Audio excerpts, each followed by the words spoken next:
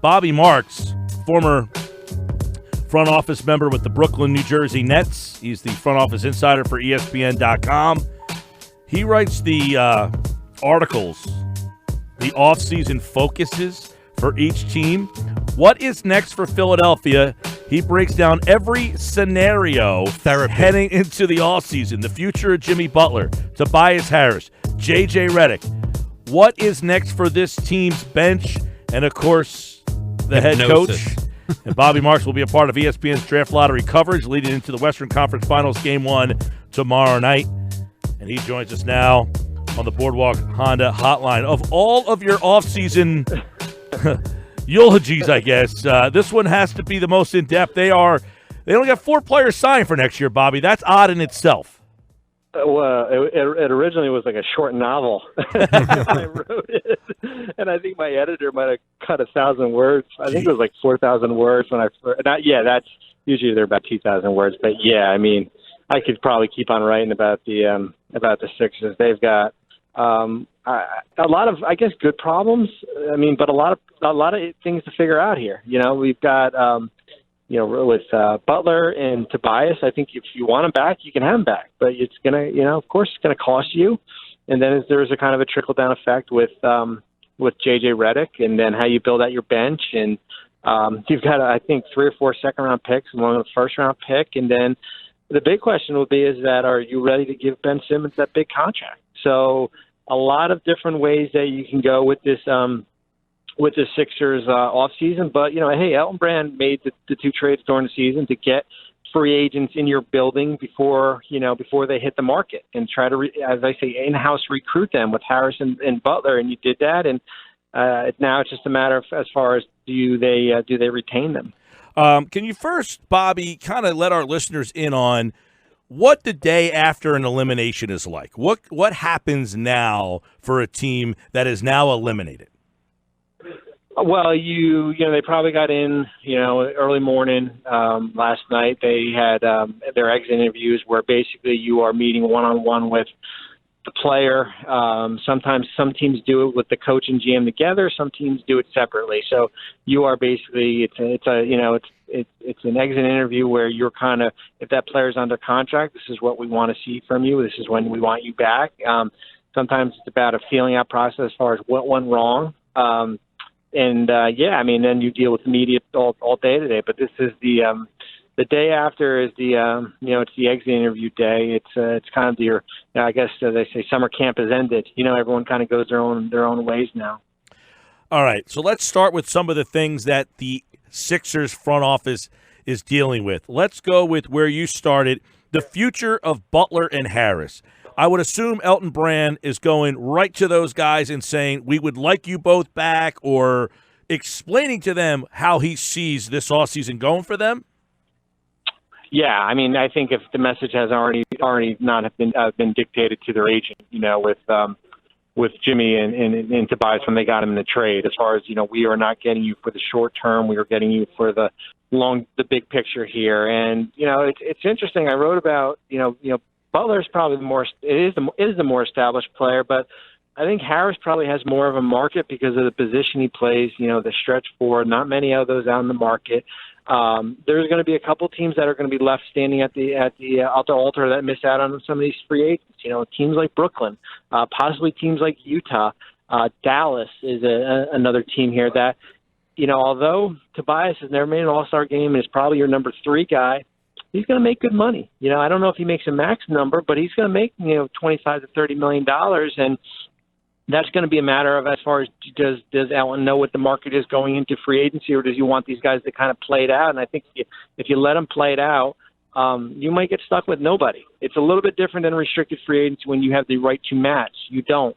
But I would also be careful about writing a blank check to either guy. I mean, are you willing to commit $189 million to Jimmy Butler over the next 5 years? That's a huge number, but when you made the trade, it was going to cost you.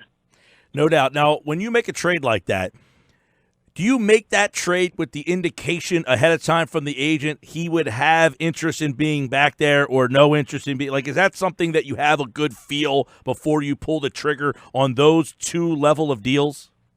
I think you have to have a conversation, especially if players on an expiring contract. You have to have a conversation with the agent saying that we are close to doing this deal as far as to try to get an interest level as far as for that. The tough thing is that they can't commit. They can't sign an extension. But, yeah, I think you need to know what you're walking into. I think certainly with Tobias. Tobias, you gave up a lot.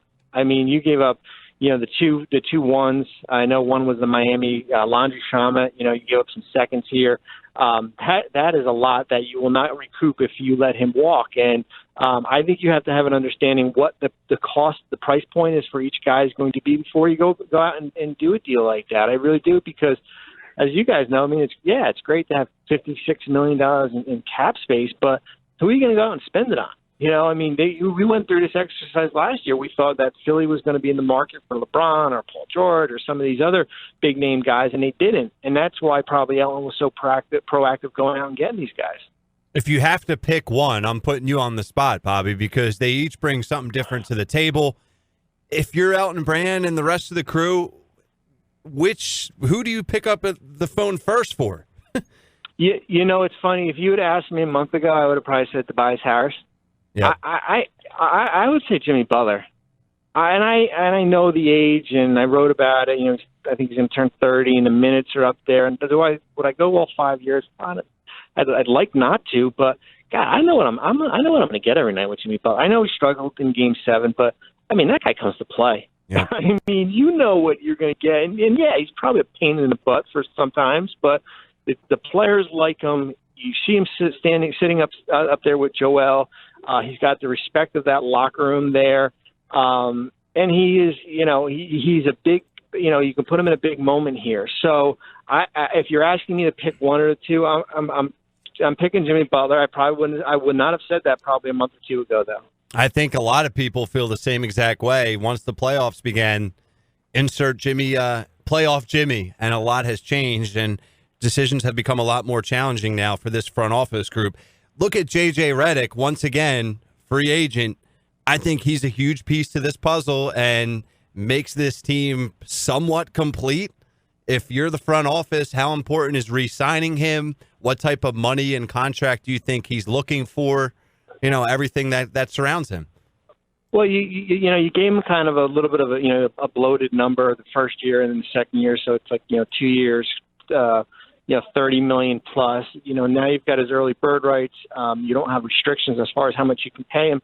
And I think a lot of it will have to do with, are you still looking to preserve flexibility going into the summer of 2020? And I think that will be dictated as far as what happens with Butler or Harris, certainly with that Simmons. But yeah, I think kind of where JJ is right now, I think he's probably a mid-level guy. So I think he's an $8 to $10 million guy. I don't know if I'm willing to spend 12 to 13 on multiple years, but I would go out, instead of doing the 1 year, if you can do it for 2 years, 2 years, 20 million, 2 years, 16 million, somewhere in that range, I would be comfortable with that. The guy plays every game. He hasn't missed much game. You look at the games played in, since he's been in Philly, he hasn't missed much games at all. Yeah, I agree with you 100%. His health has been huge. It'll be interesting to see if the two New York teams get involved, Brooklyn and the Knicks, because he lives there, and whether he just decides, because I can't see him really leaving the region. Do you? I don't. Yeah. And when Philly, 2 years ago when they signed him to that 1 year, that big number, I think the $23 million, Brooklyn was in on him, but they weren't willing to do one of those big numbers there. I don't know if Brooklyn is a fit just because of what they have with Joe Harris, right. Harris LeVert, and guys like that. I think they're in. You can put Dinwiddie or Russell out too if you need to. I think that for Brooklyn, if I was Philly, I would probably be more concerned about Tobias Harris in Brooklyn just because that's a position of need at the 4. And the likelihood is they're not going to get Kevin Durant or Kyrie Irving. It's going to be, how do teams react when the tier B free agents are left standing there, that a guy is a $25 million guy. Are you willing to pay him $30 to $32 million? I think that's going to be probably the fascinating part of free agency. We're talking with Bobby Marks, ESPN, the offseason for the Sixers. So many questions. I guess, can you explain to our listeners what is next for Ben Simmons and what the organization's decisions are on him starting with this offseason? Well, he's starting July 1st. He's extension eligible. He's going into his 4th year. So I mean, the max is 5 years, $168 million. I mean, it's a huge number, guys. I mean, that's the big thing is that you bring back Butler and Harris, you can have 4 guys possibly on max contracts. So you can do it right off the bat. You have up until October 21st to get a deal done, so you do have a couple months there, or you can let it play out the season, and he'll be a restricted free agent. Next off season in the summer of 2020. The hard part about doing an extension now in the off season is if you ever wanted to trade him down the road in the season, it's basically impossible. He'll have a poison pill restriction in his contract. So you can play it out, see if he takes that next step that you're looking for, and you do have that restricted tag over his head going into next year. All right, you brought up an interesting word, trade. Do you think Elton Brand realistically sits in there, watches these playoffs, and says, you know what, maybe I have to consider trading Ben Simmons rather than give him that extension? I think, and I said it last week on ESPN, like, if you don't win a championship or you don't get to a finals, I mean, I don't know how guys can be untouchable. I really don't. I mean, and I'm not saying that Elton should be, put a for sale sign on the headquarters right now and say every guy is available. I think you got to listen. I mean, it'd have to be certainly a sweetheart of a deal where you're not taking a step back, you're not rebuilding right now. But I think when it comes down to it, I think if there's something that makes sense and that keeps you where you are, and or maybe even better, and I think you have to listen to basically anything. Yeah. Let me ask you real quick. I know Embiid just signed a big deal, so his, the question about him is not really there. However, did the perception of him change at all with these playoffs of maybe he is not the guy? I mean, does that change? What did anything change about the perception of him because of these playoffs? I think the perception of him changed. I think he can be the guy. I think he showed he can be the guy. I think the perception of him is that he's got to get in better shape. I think that's what the perception of these playoffs showed, where I know he played 44 minutes, and he was winded down the stretch to the point where, he couldn't even post up. But I think that if Joel wants to take that next step from a consistency, from a health standpoint, he's got to put himself in better shape. And I mean, losing weight, putting himself on a diet. And I think that will help him in the long run here because, he can be this 26-14 guy for the rest of his career and play 60 to 65 games if he wants. But is that good enough for him? I think there's a lot more there for him to do. All right, so if you're the GM now, because as we go through this, the laundry list of uncertainty with this team, if you have to choose a route to go, and I hate, putting a gun to your head here and making you pick one, but do you trade Ben? Do you sign Jimmy and Tobias? Because guess what? There is some legitimate questions surrounding, okay, if you sign Jimmy and Tobias, does the group really work together on the floor for a significant amount of time? I think that's a fair question. If Simmons doesn't develop as quickly as some people would like him to, what's the number one move here if you are the Sixers? Is it trading Ben for a more prototypical point guard, or is it signing both, neither, or something else? Well, I think the first thing is that I think you've got to be aggressive bringing back your own guys, and then we talked about it, either Butler, Harris, or both. But I mean, I think, as I said, that it's hard because you had this group since February, right? So you were basically evaluating 3 months, or basically the last month of playoff basketball games, and it's it's such a fine line because once you commit to this group, all right. So once you commit to Tobias and Jimmy and let's say Ben, this is it. Mm-hmm. This is your team. Are you content on second round? Do you think this is more than a second round team? Could this team get you to an NBA Finals and you'll have restrictions here? And that is a hard question to answer that Ellen's going to have to answer here. But I mean, I think, the likelihood is you won't, if you do all of a sudden put Ben Simmons on the trade market, that decision will not happen before you have to deal with Harris and Butler. So that's more of like a midsummer where Kawhi came into play here. But as you guys know, what's the alternative? you kind of box yourself in a corner here. The alternative is that you basically just bring back Ben and Joel, and then you go back out and try to build back that team with cap space. And I mean, cap space is I always say it's always fool's gold here. Does Elton look at what happens in the Eastern Conference at all this summer before he makes some of these decisions, or does it not matter at all? Like all this KD and Kyrie to New York talk, does that impact it? I think he's gotta. Yeah. I mean, right? I mean, like especially if that Boston team breaks up, or what happens if Kawhi goes to the Clippers and Kevin and Kyrie leaves, and and basically let's say Milwaukee stays pat, and then you basically just move up to the number 2 seed right there. And why are you going to kind of self-destruct your team when you have a good enough chance to be a team like Milwaukee? And hit the kind of the retool button here. So, yeah, I think you definitely have to have an eye on what the other teams in the Eastern Conference are doing. Bobby Marks with us. All right, now we went through the players and some of the stuff there. We just kind of touched the surface, but we know the coach here is a lightning rod, and I'm assuming – now, we had Jimmy Lynam on earlier, and we asked him, who's a guy who's been fired and is a coach, and he said, his fate has probably already been decided. Maybe they've already had these discussions with him. Does he meet with you guys in these front office things, and do they tell him, look, do you think that decision was already made before these playoffs? I think it would. If it was me, it would be. If I have an inkling that I am going to let my coach go, it would be hard for me to roll him up on the press conference today and have him be involved in exit interviews with the players. It would. I mean, if I knew that I was going to make a decision to let my coach go based on how round 2 happened, or if we didn't get to an NBA Finals, I'm doing it probably first thing in the morning.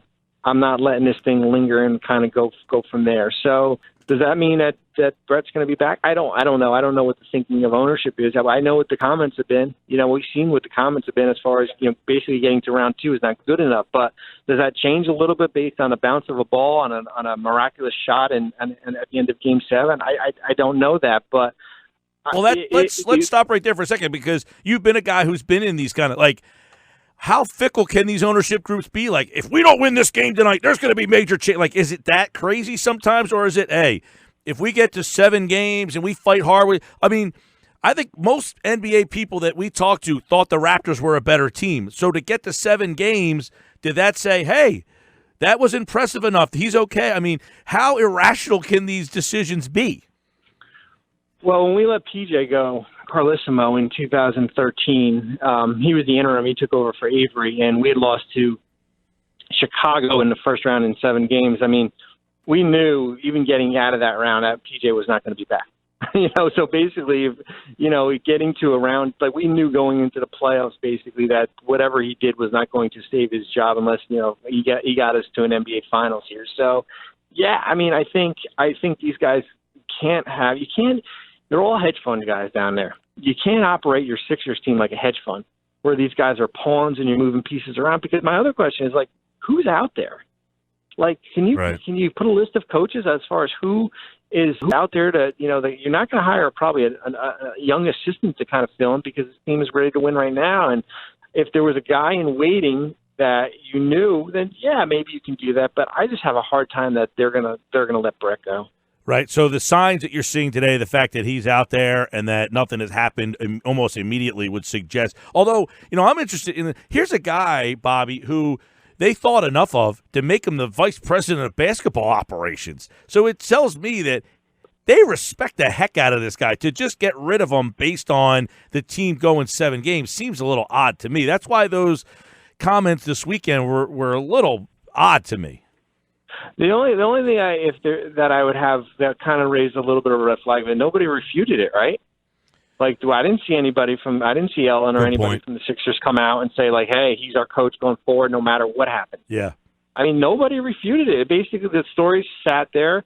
I think Mark Stein wrote it, yes. and it let us kind of believe that this guy was going to lose his job if he didn't get out of out of a Sunday Game 7. Can't that be I have no idea, but I'm genuinely asking you: is that a PR move?